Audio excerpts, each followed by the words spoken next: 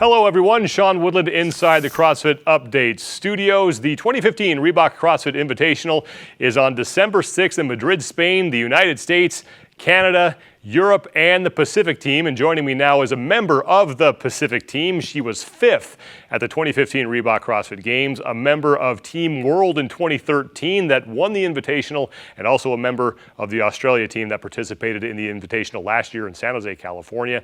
She is Cara Webb. Cara, thank you so much for joining us today. Thank you for having me. You finished 5th at the Games this year. That's 1 year after you had to withdraw because of an injury.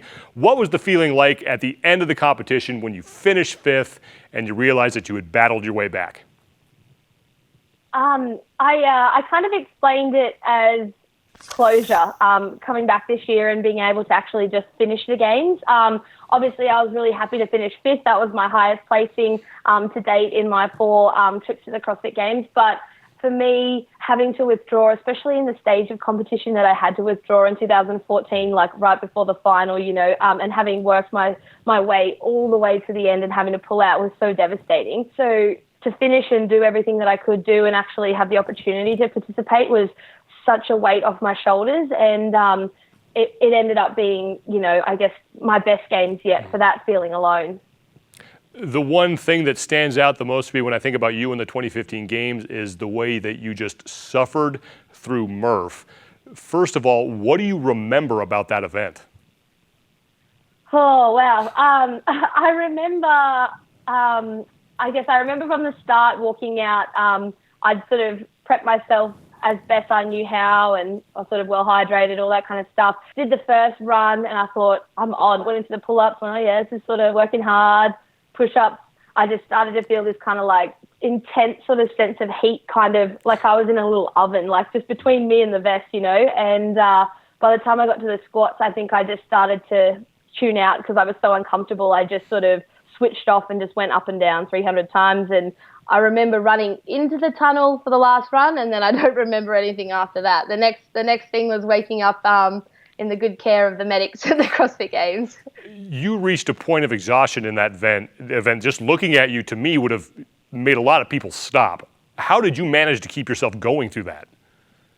I don't know. I think in the back of my mind, it's Murph. It's a hero workout, and it's, God, the least I can do is a workout, and I think in the back of my mind, it just wasn't an option to stop. You don't stop in Murph, and the will to continue on within me kind of just took over, and I didn't even really have a choice. I don't remember sort of having that choice to go, should I stop for a second? It just, something switched me off, and I just went into this cruise control and just sort of moved through it. I watched the event, and it was like watching somebody else do it because I had no recollection. It was like a totally different person. And I think the only thing that can explain that is just, I guess, the will to continue.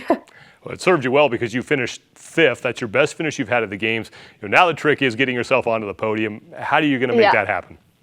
Oh, man, I'm going to keep doing what I'm doing. I know what I've been doing, the recipe of what I've been doing, and under the guidance of Brian, my coach, who really is a superstar in the coaching world, and just as a friend guiding me through this process, I'm doing all the things I was already doing. I train hard, I look after myself, and I trust that with a little bit of luck and a lot of hard work, I'll be up there.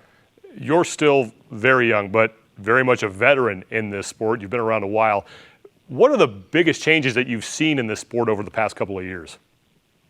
Oh, man, I was only just talking about it yesterday, actually. I remember watching my first CrossFit Games, I think it was like 2010, and I remember watching one of the events and just going, oh my gosh, like these girls are amazing, and it gave me goosebumps, and all I wanted to do was be out there, and I remember watching that, and now watching the same event being done by just the average CrossFitter in my gym, just as well, and that really puts it into perspective. As a coach, I watch these people that I coach day in and day out, and they're doing what CrossFit Games girls were doing, so it's just become to the point where it really is a legit sport, and you have to commit yourself entirely to the sport if you want to be a competitive athlete. And I love that about it, and I love sort of being constantly challenged. You can't let the ball drop at any stage now. You need to be on it we've got the young ones coming through now. By the time I punch out, you'll have all the kids that have been doing it since they were little, and they'll do greater things than I've ever done.